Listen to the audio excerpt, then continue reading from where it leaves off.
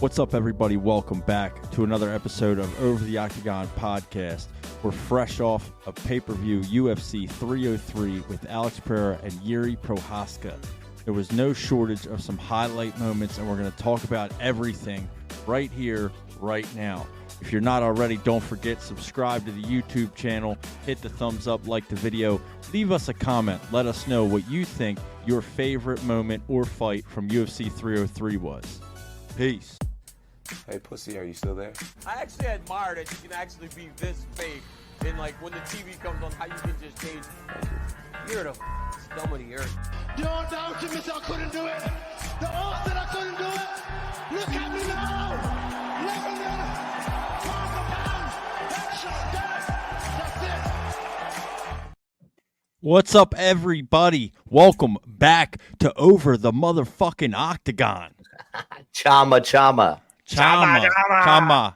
Don't forget, if you're watching this video on YouTube, subscribe to the channel, drop a like, hit the thumbs up, and leave us a comment. Let us know better what your thoughts were for UFC 303. We had to bring all the boys together today.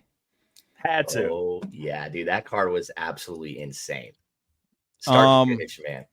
So I'll be honest, I was a little disappointed on the card overall.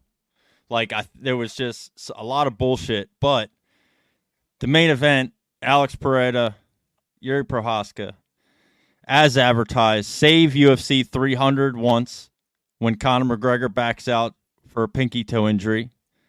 And then last night, I think the card was heading in a kind of underwhelming direction. That's my opinion. And I think they saved it. Well, not Jiří, obviously, but unless by sacrifice. But Alex Pereira saves UFC 303 twice. Right. Vicious second round KO. Head kick, too. Absolutely incredible. What are your thoughts, initial thoughts? Talk to me. On the card itself, I agree with you. I think it was a little bit underwhelming when it came to some fights. However, I feel like the fights that were finishes, they kind of made it to where you could go back and be like, man, that was a fucking banger card. Just because of somehow some of these finishes happened and the way it happened, like, you know, the Payton Talbott, you know, the Jiří, those kind of finishes last night kind of made the fight, the pay-per-view worth it. What about you, Nasty? Same thing or what? Man, I really liked the early prelims and prelims, man. To be honest, I thought that was awesome. The main card was very disappointing, starting with the MVP and Gary. That was not the fight I fucking thought I was going to watch. A lot of people did not like that, but I mean, shout out to Dana White for all the pivoting he did to make this shit happen. Dan Ige is a fucking badass. Oh yeah. Yeah. So let's start with just the main event. And then there's so many different talking points on this card, I think, but let's just start off hot right at the top with the main event. Yeah. So start with the stare down, right? The first time these guys fought, they had a legendary stare down. This time, and me and Joel talked about this before we started today, I think the UFC knew how good the stare down was the first fight, and this time they were prepared for it. The production level for that stare down was unlike anything I'd ever seen. Like awesome. They had 17 different camera angles and like all these close-ups. And I mean, just like that, it's one of the most intense things I've ever seen in combat sports. Dude, just literally coming from when Jiří comes out and when he gets there, he doesn't do anything. He goes and walks right into the center of the octagon and just stands there. Mm-hmm. Doesn't move, doesn't blink, nothing. And then Pereira comes out, does this thing, stands there. And Nasty, you can attest, you too, Murky. Like, I felt like they stared down for 5 minutes straight. They did. They timed it.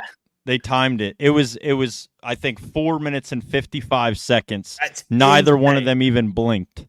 I was wondering how long that was. That was so brutal. Did Alex blink? Neither one of them even blinked. Yeah, I was like, man, Alex is the scariest guy. So they said that on the broadcast last night. They timed it. The stare down was 4 minutes and 55 seconds. Neither one of them blinked. And I think it was Joe Rogan or one of Daniel Cormier, John Anik, one of the three said, so they just did that for an entire round, basically, right? Like they just did a stare down for an entire round. So that fight, although it ended, early, very early in the second round, it essentially went an extra because there was a whole nother round happening before the fight even started, just in the stare down. Fucking nuts. And I'm so glad the UFC kept it going. Like, let them keep going and stare, because it built up that initial start of the fight so much. Yeah, absolutely. That was wild, man. He reminds me of the Undertaker. I mean, what a fucking badass. It's just so intense, right? Like it's and it's not like fake intensity. Like sometimes you see, like Jamal Hill, for example, right? Like when he fought Jamal Hill was like over the octagon. Outside. Yeah, it was like, like get in here, like talking shit, and it was almost like, who are you trying to convince? Like, are you trying to convince us or yourself? Like, and but these two, that's not the case. Like, this is real deal Holyfield. This shit is legit. Both of these guys are some of the most intense individuals I've ever seen in my life. They both terrify me. Alex especially. Dude, I mean, just looking at the fight, man, the last two punches or kicks that were thrown, both were dropping Yuri. That's just insane, man. It's fucking wild. What's next for Yuri? I mean, I just don't know. Like, that guy's, if it wasn't for Alex, he would definitely be champ. 100%, I think, dude. I was just going to bring that up too. So it's funny you mentioned it. What's next for Yuri? Because I was watching the post fight after the fight, he came on and did like a little like recording and talked about it. And he was just like, he basically said like, there's two options for me. I either get better and be the best, or I'd never fight again. He's like, there's no other option. He's like, so basically what he's saying is, I refuse to lose. So if I lose and I'm losing, and I'm just not good enough to do this. Like, he holds himself that high to a standard that he refuses to not be the elite of the elite. It's such a shame too, because I love Yuri, dude. Everything about him, his fucking aura, his personality, like the lead up to this fight, the build up, like the type of aura is this fucking popular word people are using now all of a sudden again, but like he has it, bro. Right? They offer him this fight on short notice. Obviously, they both kind of got it on shorter notice or replacement for Conor McGregor. He accepts. He then locks himself in a shed for 3 days, fasts, no food, no water, and meditates alone by himself in a shed for 3 fucking days. Wild. What the fuck? What, dude? Nobody does that anymore, man. This guy was born in the 1800s, dude. This dude is he's crazy. He really takes this samurai warrior personality. I mean, it is legit. It is so real. Which I think that's why everybody's so fascinated by him. Same thing with Alex Pereira, right? Like, you see him on weigh-in day with the face paint and the headdress and the way he does his walkout and all these different intimidation factor things that he does. It just makes it such an incredible matchup, and I feel bad for Yuri, really, because if it wasn't for Alex, Yuri is champ. And I don't see anybody that beats him except for Alex. And dude, Alex ragdolled Yuri. I didn't think that was possible to do. He ragdolled the fuck out of him, dude. I know, he made Murky, Yuri look you like mentioned a scared scrub. You mentioned that he looked intensely better in the first round this fight than he did in the last fight. Yeah, I mean, he won. So arguably, Yuri won the first round in their first matchup. Last night, obviously, that was not the case, right? Alex convincingly won the first round and even put an exclamation point fucking stamp on it in the last second with a hook that knocks Yuri down. And what was even crazy about that, and we have this TikTok going viral today, and a lot of people in the comments are all saying the same thing. I don't even think Yuri realized it was the end of the round. Yuri was so out of it on that last second punch that he thought Herb Dean stopped the fight. He's laying on his back like, no, come on. Like, he didn't even realize it was the end of the round. I think he thought Herb Dean stopped the fight. Yeah. Jeez, dude. Alex has some bad hands. And then you see him stand up, and he wobbles back to his corner. That fight was over in between rounds. And then sure was. Because then it was 4 seconds. 4 seconds into the second round, he throws a high kick, which Yuri, I'm assuming, thought he was going to throw a leg kick by his reaction and, by Alex's traditional style and how he beats up the legs so much. He goes to defend the low kick, and it just comes up top, and it wasn't even like flush. That's the thing. Wasn't beautiful. The fighter IQ 101, dude. Like, that's insane. So let's get into some of this, right? Let's start talking about some of these things when it comes to Alex Poatan Pereira. So I have a question for you. And because I heard this discussed last night, this question was asked to Dana White, and it is difficult to answer on the fly. But at what point or where do you put Alex Pereira on the list of the all-time greatest strikers in MMA? We were talking about this last night. We were talking about it last night. Nick, I'll let you go first because I know you were. This was one thing you were amped up to talk about. Oh man, but as the best strikers in MMA, I think he might be the best ever. I think it was, besides that, you have Anderson Silva, George St. Pierre, but George St. Pierre is more of a well-rounded fighter. Anderson Silva, that was a different kind of fighting style. Alex might be the hardest fucking hitting person and the smartest striker. I mean, that dude is scary. Yeah, it's not just power. It's the IQ, it's the timing, it's the speed, the setup, the feints, the everything that he does is so calculated. To have the amount of power that he has behind all that technique should be fucking illegal. Yeah. You know what I mean? And then like you got guys like Izzy. I think Izzy's definitely up there, especially Izzy knocked out Alex, right? So like Alex is almost helping Izzy's case for how good Izzy actually is. Yeah, I did not think of that. That's insane. I mean, like I said, dude, I even was talking about him already last night being in the top 5 UFC fighters ever. That was going to be kind of my post question to this one, and because I kind of want to hear from other people too. So when you listen to this, like, I want to hear from people in the comments when we make this clip, like, where does he land in top 5 greatest fighters of all time? Is Alex Pereira now moved into being the top 5 greatest fighters of all time after that win last night? And if you asked me last night after fucking 12 Miller Lights, and I would have told you he's number 2. Yeah, that's what we were saying. I would have said that motherfucker is number 2. Put him there right now. We forgot about Khabib last night, so I would say 3. No, Khabib's not even top 5. Yeah. Okay. Yeah. Okay. So anyway, yeah. I think man, all time, it's just so hard because his body of work is so short. He's been in the UFC for such a short period of time. I mean, the amount that he's been able to accomplish in the, very short 2+ years that he's been in the UFC is incredible. It's unprecedented. I mean, and can you make a claim for him to be top 5 all time already?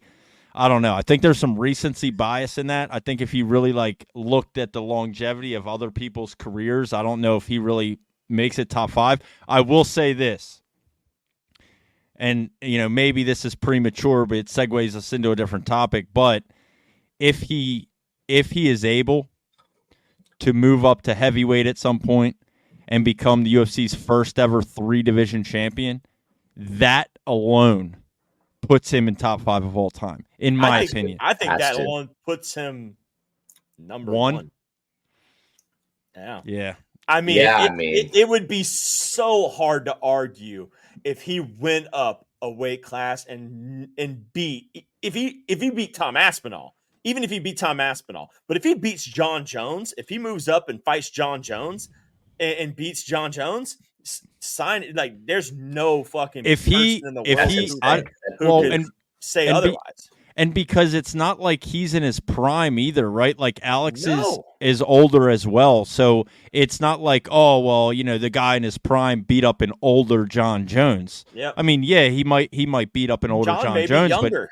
but he's older. John's a year or two older than him, I believe. I think. Could we Pajeda's get that 38, fight? bro.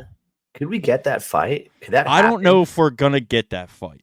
I think that's the fight everybody fucking wants. I really believe that. I don't think anybody but John Jones has an interest in John versus Stipe. I really don't. If there is, again, like I'll prompt the listeners with this one too. If there's anybody out there that it genuinely is interested in John versus Stipe versus any of the other matchups, let me know. Because I don't think I've seen or heard from a single person that prefers to see John Jones fight Stipe Miocic over Tom Aspinall or Alex Pereira. So just to confirm, Yep, no one even said. Alex Pereira is 1 week older than John Jones. Really? Sickening, dude. They're both Absolutely. 30. They're both 36. Okay. 1 week older. Both. That's just John. sickening. I hate that So month. why not make Yeah. that fight, dude? You can't like. Yeah, I mean, Dana's so cooking something, dude. I feel like he's cooking. Dana confirmed last night, and I really believe him when he said this because he said the same things over and over again, that he's committed to John versus Stipe. So no matter what we think about it, I think we're gonna get John versus Stipe. And then, then you have Tom Aspinall. Like, I just don't know where Alex Pereira fits into the heavyweight equation and when that all happens and shakes Sure. out. I guess That's that kind gonna of be leads the into thing. the question: what is next for Alex Pereira? Is it a move up to heavyweight, or is it Magomed Ankalaev? Move it up. The belt.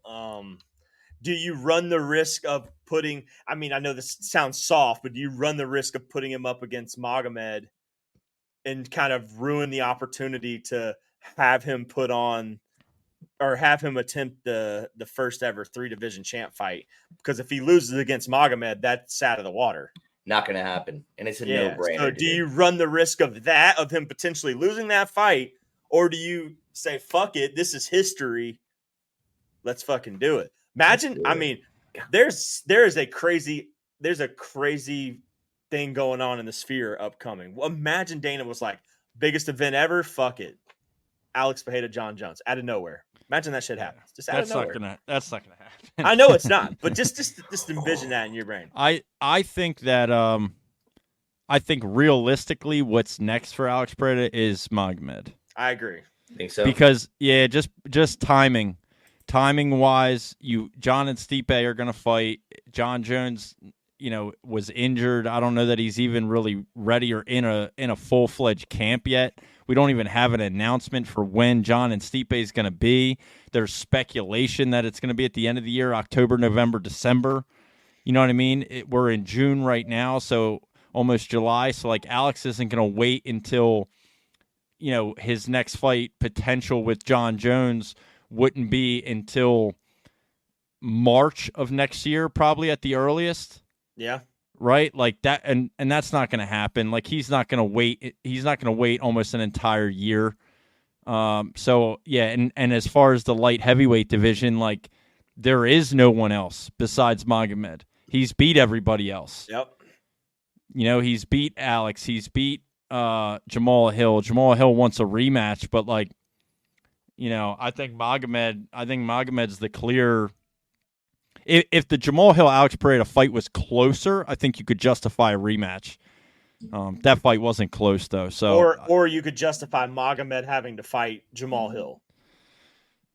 Right, Something of that nature, and maybe there is something like that, but I think for Alex, what's next is Magomed. I think that's pretty obvious. If he loses to Magomed, does he get that heavyweight fight though? That's scary. No. He doesn't get it. I don't know that he doesn't. I mean, he moved up to light heavyweight after losing to Izzy. Fair enough, yeah. Yeah, but Izzy, Magomed. No, I hear you. I'm just saying, like, I think there's a I think it's still a possibility. Okay. Either Fair way, so let's get this straight, right? Arguably on the cusp in 2 years in the UFC, on the cusp of being top 5 all time. Yep. Already arguably the greatest striker MMA has ever seen. Yeah. And we just continue to witness domination after domination. He shows up when nobody else will. He saves the cards when nobody else will. I've never seen a non-English speaking fighter become such a superstar in such a short amount of time. I mean, what we're witnessing right now from Alex Pereira, however things shake out and however they end, is historical. He's going to be on the Mount Rushmore of mixed martial arts. There's no doubt about it. Yeah. I can see his face there already. I agree. You know? Chama. All right, so then let's go to our co-main, man. So let's talk about the craziness of what shakes out in the co-main. So there's a lot to unpack, right? And I don't know if I'll be able to find the full timeline, but so initially this fight, the co-main of this was supposed to be Jamal Hill and Khalil Roundtree, right? Yep. Then you had Jamal Hill, Carlos Ulberg. Yep. Yeah. Then I guess you had Anthony Brian Smith. Ortega, Diego Lopez. No, then you had Anthony Smith, Ulberg. But that wasn't the co-main. That was never a co-main. Was at that time. No. That was never a co-main. That was just replacing Jamal Hill. That was never a co-main. Right after that fell through, Diego Lopez, because that happened the same time. That happened the same time as the Conor thing. They essentially announced the main event, co-main event. So then it goes to Brian Ortega, Diego Lopez at 145 pounds at featherweight. Then the night before weigh-ins, 3:30 in the morning, so really the day of weigh-ins, they informed Diego Lopez that Brian Ortega is not going to make weight and that the fight is now at lightweight at 155 pounds. Takes it. They weigh in, whatever, right? He had already cut down to 146, but, he takes it at lightweight. Then hours before the fight, hours before the fight, Brian Ortega can't compete. He's medically unable to compete. They say he's sick. Whatever the situation is, I don't know the specifics. I don't even want to speculate. You know what I mean? Because I don't know what the fuck's going on. I don't know. They call Dan Ige, who is ranked 13th in the featherweight division. Diego Lopez is 14th or was. They called Dan Ige on 3 hours' notice. Unprecedented. Nothing like that's ever happened before. Called Dan Ige on 3 hours' notice. He's local. He lives in Las Vegas. Trains in Las Vegas. He accepts the fight. He comes down. Obviously, he was in a camp because he has a fight or was supposed to have a fight in 3 weeks. So he was already in camp, so, he was in shape. He was ready to go. Comes down. He weighs in. They have to weigh in, right? He weighs in the locker room. Why fights are already happening in the arena. Yep. Dan Ige's weighing in the locker room. The fight then gets moved again from lightweight to a catchweight of 165 pounds, where Diego Lopez only weighs in at 161. Fuck. So, just absolutely insane. Then they go out, dude, and props to both of them. And hell yeah! I mean, it's because it's so difficult. Like Dan Ige, you take it on 3 hours' notice. But and they mentioned it a lot last night. I don't want it to get overlooked. How fucking crazy of a 48 hours Diego Lopez had. It's nuts, man. And for him to stick with it, wild. Dana's going to give those two guys whatever they want. Yeah. Absolutely, and they deserve it. And they both did well. Diego, I love the way he throws these counter crazy hooks. Nobody throws punches like that. And Ige for doing this, man, you get big credit for that. And he won and then to go out and win the third round. Yeah, I think everyone thinks he won the third round. If that fight, so that was a 3-round fight. Lopez won rounds 1 and 2. Yeah. Ige won round 3. That's everybody pretty much agrees. Do you guys think we get a different result if that was a 5-round fight? No, I think don't think Lopez would have Yeah. edged out a decision. Lopez Although he was getting gassed. tired. He was fucking gassed. He was Ige gassed. was just picking up steam. He was gassing, man. That's hard to call. I said it last night watching the fights. I think if that's a 5-round fight, Ige wins. Oh. But That's tough. it wasn't. It's a 3-round fight. It has no business being a 5-round fight. You fight that differently, too. Like, does Diego Lopez, have more energy at that point if he had known from the beginning it was a 5-round fight? So, we can sit here and talk about hypotheticals all day, but Diego Lopez gets the win. Besides that point, what if he would have fought Brian Ortega? Do you think he would have beat him after watching the fight last night? Do you think he would have beaten Ortega? I do. I think Dan Ige and Brian Ortega are two polar opposite fighters. I mean, so yeah, I do. I think stylistically, Ige gives Lopez more problems than Ortega does, just based off of styles. Yeah. Ige's power is crazy. He's never been knocked down. Like he's another guy that's just granite chin, super solid, lot of power. That's not Ortega. Ortega does not even come close to having the same power. He's very high caliber grappling and jiu-jitsu game, but so does Diego Lopez. Oh, when he found the back, dude. When he puts leg locks in, you ain't fucking moving, dude. Yeah. That weight class is stacked too, man. I'm just looking at it right now, and it's just like, man, what fight do you give him next? There is no easy fight in that fucking division, dude. I think Diego Bryce Lopez, Mitchell. I don't know if it's possible, but a fight I would be interested in if remaking the Brian Ortega one was off the table for whatever reason. Like, let's just say that Ortega, whatever he's got going on, that's off the table. I would like to see Diego Lopez, Yair Rodriguez. I think that's incredible. I think that's a crazy matchup. And it's test. That's a big test. Yair's striking's incredible. Yeah. You'd have to see how he kind of deals with that. And I honestly believe in my heart that there's a possibility of that being at the Sphere in September, Mexican Independence Day. That's actually you might be right on that.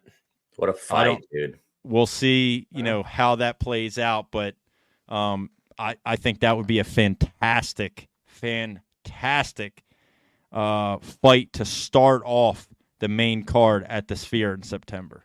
I was so ready for Brian Ortega, man. You saw his little seminar of jiu-jitsu stuff he was doing at like some random place before the fight. Mm-hmm. It was the coolest video ever. He was doing like flying arm bars for the people in the crowd. Yeah. This dude was hype, man. I mean, he may be one of the best grapplers, if not the best grappler in the UFC. Jiu-jitsu wise. Yeah. His jiu-jitsu is super legit. That would have been amazing to watch, man. I'm pissed because I love his comeback. Like, his story is awesome. So hopefully whatever it is, he gets better soon. Yeah. Whatever's going on. Well said. Yeah, absolutely. Well said. So, but that was your chaos of your co-main event. Obviously, Diego Lopez pulls it out. Nothing. I don't think any person on the planet has anything but positive things to say about both guys, Diego Lopez and Dan Ige. Dan Ige was fighting with house money. He lost the fight but won. Like, he won overall. Absolutely. His stock last night skyrocketed like exponentially. Yeah, he's gonna headline a fight night now or something like that. Like, he's going to fight at the Sphere. So they both asked to fight at the Sphere. And Dana White in his post-fight press conference said whatever they want. Whatever. So Diego Lopez will definitely be fighting on the Sphere as long as everything goes, the way it should.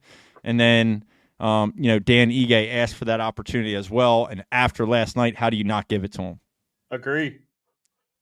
So, I mean, both of those guys, it wasn't, maybe the impressive win and performance that we would have liked to see from Diego Lopez, but, it's a tough opponent, dude. And after everything he went through, he still fought extremely well and hard, and he got the win. It's legit. Both of those dudes are savages. Yeah, they are. They fucking Diego's the man. Yeah. Yeah, He's a absolute fucking man. savages. So then we have, we had. I don't even want to talk about Anthony Smith. Dude. They suck. That fight was awful. Roman Dolidze is terrible. If you let Roman Dolidze outstrike you and dominate you like that, dude, just stick to the booth, stick to the table. You and Lars Sanko do the pre-fight stuff. Just do that. Ian Gary. Ian Gary, Dirty. I saw you said Ian Gary fraud check. Fraud check. And the reason why is he didn't. I don't think he didn't know how to fight MVP, man. And I got to give props. Hold on. Insert clip from last week's episode of me trying to tell you that nobody knows how to fight this motherfucker. Dude, he did not know how to fight him. And nobody I kind does. of agree with Dana White at the post press conference. Dana said, if that fight would have went to a draw, I would have 100% agreed with it. Imagine that's the way that Ian Gary lost his being undefeated. I guess he technically would be still undefeated, but he'd be 14-0-1 at that point instead of 15-0. I hated that fight. I hated it, man. I knew Charles was going to give Ian Gary some crazy submission to go through. When this stuff happens, they always have one move they're going to go for. And I'm not going to lie, it was kind of impressive for a little bit. The leg lock, I didn't think was impressive. But the whole body triangle, I mean, that was good, man. It looked pretty good. Yeah, his submission game really stepped up. But, man, he spends so much time down there in Brazil training with those guys. And Damian Maia, I mean, brother, it doesn't get any more elite than that. No. As far as jiu-jitsu. And so, I mean, he did what he had. Here's what I'll say. Was it the same kind of concept with Diego Lopes, right? Was Ian Gary's victory the exclamation point that everybody thought it could be? A lot of people were saying he was going to knock out MVP.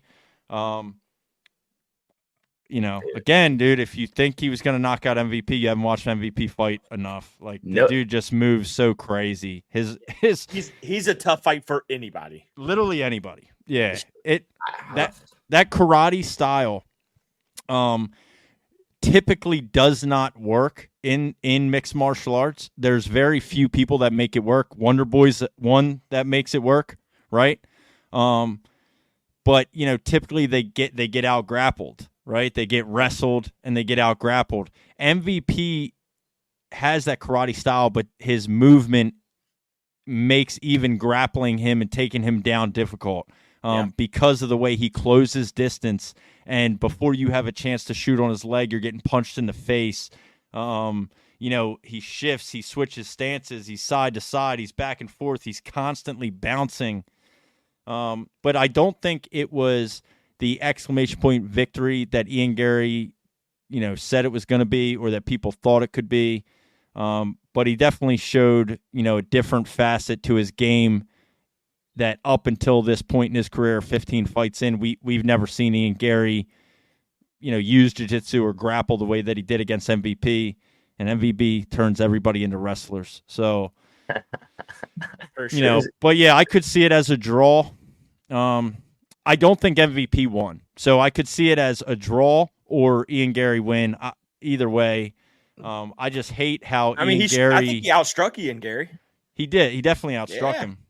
So the issue then becomes for me is Ian Gary, you win a fight, right? And he does this every fucking time. Unless he really beats the brakes off somebody, but he does this every time to where it's a close fight. It arguably could have been a draw, and then afterwards he's talking about the fight like he knocked him out in the first round. Yeah. I can't wait until he fights Shavkat, because that's inevitable. He's gonna fight Shavkat, and it's just all gonna be over. It's just all gonna be over. Yeah, and I can't wait for that day. He was talking about himself being on the Mount Rushmore of mixed martial arts. So I'm like, dude, no way in hell, man. He barely won. I do agree, he barely won, but I think he did win. But I mean, I agree. We wanted a striking war, and we did not get that, man. And I think he kind of got MVP kind of got in his head. So I think Ian Gary's mental toughness is not what we think it is. I mean, I think a lot of people think he's soft, and I think it got to him. You can break him. He talks a lot, but you can definitely break him. MVP does that to everybody. It's so frustrating. He frustrates everyone. You have a guy who's an elite striker like Ian Gary diving for fucking legs. And then you talk all this shit, how you're faster, you're more powerful, you're this, your striking's this. You're in there for 2 minutes, and all of a sudden you're diving for his fucking ankles.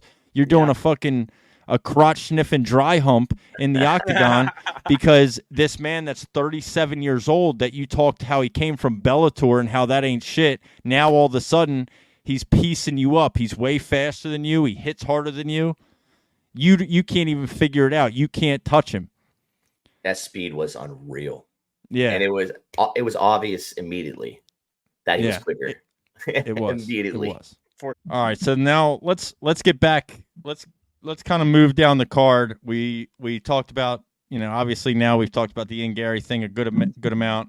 Not sure what's next for him. He wants a top 5 fight. I think MVP is going to be a guy that hangs around for a little bit, few years, and just fucking is a menace to the welterweight division, which I think is going to be awesome to watch every time. Yeah. But yeah, Ian Gary wants a top 5 fight. He probably should get it. He was 7th coming into this. However you feel about him, he got the win. I really hope one day we do see him fight Colby Covington. I think that would be ideal, and it would be a fantastic press conference for sure. So your featured prelim of the night, obviously, being a Philly guy, a guy that I'm a big fan of, Joe Body Bags Pyfer. We watched him on a UFC fight night back at the Apex, his last outing, lost to Jack Hermanson pretty convincingly. He gassed out quick. Jack Hermanson was ranked 11th at that time, and he got outclassed, and he definitely got exposed a little bit then. But he lived up to his word in this one because he was telling everybody, I'm coming out, I got something to prove. And, Marc-Andre Barriault, not like an elite guy, but a fucking tough guy, dude. Marc-Andre Barriault is no slouch. And Joe Pyfer came out and put his ass in a coffin. Dude, that was scary, dude. Joe Pyfer is back. I am a huge fucking fan of this dude. I know you are, Murky, especially. Mm-hmm. Just watching that dominance. Yep. Dude, that's a bad motherfucker. Yes. USA, baby. USA. God damn. It also was performance. He got performance of the night bonus. So he did. He got one of those. He did. Yeah. He just gets to business. That's what he does. He gets straight to business. Yeah. He does not play around. Yeah. So it was the perfect redemption fight for him, right? So many haters, so many people talking shit after that fight with Jack Hermanson. And then for him to come out and do what he did, Saturday night against Marc-Andre Barriault, that is what we wanted to see from like an Ian Gary, right? Like that's what we wanted to see from, not that with everything happening, but that's what we were hoping to see from Diego Lopes. That's the result, that's the result people want for these guys that have hype, that are prospects that are coming up. That's how you win fights. That's how you continue the hype train. And all the people that were hating on Joe Pyfer, dead quiet, radio silence. There's nothing to say. I forgot about him losing already. I think everyone has, dude. Yeah. And his teammate, we'll next week we have a off week of UFC, so I think next week's episode we'll talk a lot more about, some MMA news and some of the fight announcements and things that are coming up. So be on the lookout for that next week's episode. But, his teammate Sean Brady was there last night, was in his corner as he always is. And he has a huge fight coming up against Gilbert Burns, which is going to be incredible. So, they got some shit shaking up here in the 215. You know what I mean? So good for Joe Pyfer. Incredible knockout. Yeah, nothing really else to say. That it didn't last long enough to talk about that long. Yep. No, man, I'm ready to see what's next for that dude, man. He's got everything, man. He's a star. pretty much. DC was praising him. Everyone is praising him, man. We can't wait to see what he's got next. Absolutely. So then I think our only other talking point we really wanted to touch on this week and after UFC 303 on the prelims is just an absolute stud, a complete superstar in the making, a fucking weirdo for sure, but an animal, a savage, and a really dangerous man, Payton Talbott. Dude. A lot of hype going into this fight. He was the biggest favorite on this card by a landslide. He was minus 1,600 going into the night, and he showed why, right? Very quick, 20 seconds, I believe. Yep. Just a straight right hand ended it. Yep. I'm a huge Ended fan. it. Oh, how can you not be? Skateboard P is my nickname for him, man. I'm a huge fan. And me and Joel were, how there was this day and age where everyone was getting the face tattoos, Sean O'Malley. And now it's kind of getting out of style, thank God, because that shit's fucking stupid. And then you got this new kid coming in, and me and Joel were saying, like, dude, this could be a future huge fight. A shift in MMA is always going to happen every couple of years. Payton has everything to beat Sean O'Malley, I think. I mean, it's a long shot, but like power hitters against crazy fast hitters like that, they get caught by people like that. And I mean, Payton's a beast, dude. Payton's a little beast. Yeah, he has shown in his short career so far in the UFC too that he's versatile. He's well rounded. Oh yeah, he's really good everywhere. You'll have to see when he starts to get tougher and tougher competition how he fares against like a specialist, so to speak.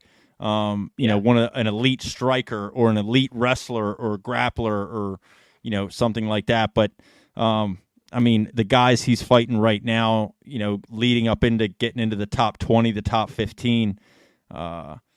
He's going to get a big fight soon. He called out Adrian Yanez, right? And Adrian Yanez, I think that's a great call out. Good call out. Perfect right on the step cusp, up. Right there in the top 15. 14, I think Yanez is, maybe 13. So it's a perfect call 15. out to get him. His perfect call out to get him into the top 15. Yep. Man, I would love to see him knock out Henry Cejudo. That'd be a funny fight to watch, bro. I do think this is another one, right? Like this is another kind of like the Ian Gary Shavkat situation. I do think Payton Talbott, Sean O'Malley is an inevitable matchup. Obviously, it's one of those things. Like there's a lot of things that could happen. You never know. But that right now is like when you look into the future of the bantamweight division. When you look into the future of the bantamweight division, like that, you see it, right? Like you can see where it's going. You have and like you were saying, the styles, right? Different styles of fighters, different personalities. You have like mumble rap O'Malley, versus like this new age, like painting his fingernails, doing exercise on stripper poles, little one way, but Payton Talbott, he's a killer, man. So that's where it's going. But 20 seconds, he made quick work last night. Another highlight. He also got a performance of the night bonus. Sure. Do you have that in front of you? I know they gave extra bonuses last night. So our bonuses for the night, we have Alex Pereira, performance of the night. Obvious, This one makes 0 sense, but Macy Chiasson got performance of the night. It was a doctor stoppage, dumb for that. Joe Pyfer, Cub Swanson, Andre Feely got fight of the night. Fight of the night, yeah. That was a war. It was a war. And then Payton Talbott got performance of the night as well. So 5 bonuses. Okay. Yeah.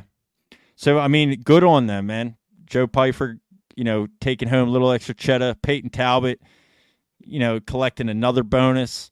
I mean, yeah, I think they should have given fight of the night to Lopes and Ige just because of what happened. Yeah, but I wonder if they're breaking them off something just because anyway. Like I wonder if they're taking care of them, anyway. Like they may not need the bonus because they might be getting something like that. Danny regardless. probably got $100,000 last night for coming on short notice, maybe more. You would think that he'd had to do something. I mean, and it was the UFC's 4th highest gate ever. Alex Pereira now owns the 3rd and 4th highest gate in UFC history, which I believe he's only behind probably Conor McGregor. Yeah. So, what a stud. And, so that's a good pay-per-view. They made the money there to be able to pay some of these guys and do the thing. So, overall, I had said last night, and earlier in our episode here that I felt like it was a little underwhelming.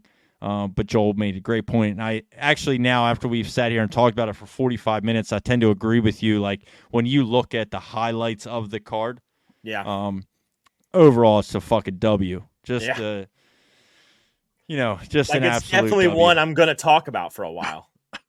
Yeah, well, and it's Poeton, man. What can you say? What else can you say? Savage, dude. Just... Oh yeah, baby.